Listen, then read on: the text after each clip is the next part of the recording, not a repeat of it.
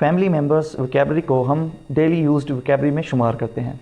जिस तरह daily use sentences आपकी इंग्लिश स्पीकिंग के लिए मददगार साबित हो सकते हैं, इसी तरह डेली यूज्ड वोकैबलरी भी आपकी इंग्लिश स्पीकिंग में मददगार साबित हो सकती है। Let's start. बाप को इंग्लिश में फादर कहते हैं, फादर। माँ को इंग्लिश में मदर कहते हैं, मदर।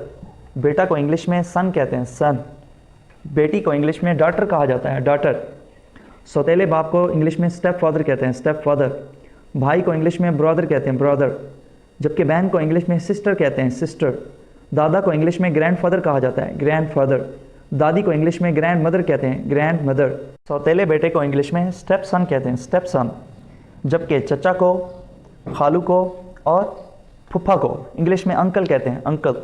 जबकि फूफी को, चची को और खाला को इंग्लिश में आंट कहते हैं, आंट। भतीजे को, भांजे को नेफ्यू कहते हैं, इंग्लिश में नेफ्यू। जबकि भतीजी को और भांजी को इंग्लिश में नीस कहते हैं, नीस। ये वर्ड अक्सर जो है ना हम गलत बोलते हैं, नाइस बोलते हैं, जबकि ये सही और करेक्ट वर्ड है नीस, नाइस नहीं है, नीस। जबकि सौतेली माँ को इंग्लिश में स्टेप मदर कहते हैं, स्टेप मदर। जबकि कज़न को, कज़न में आपका मामूजाद शामिल है, आपका चचाजाद शामिल है, आपका खालाजाद शामिल है और आपका फुफोजाद शामिल है, उसको आप कहते हैं कज़न, चाहे वो मेल है या फीमेल है। शोहर को इंग्लिश में हस्बैंड कहते हैं, हस्बैंड। बीवी को इंग्लिश में वाइफ कहते हैं, वाइफ। सौतेली बेटी को इंग्लिश में स्टेप डॉटर कहते हैं, स्टेप डॉटर।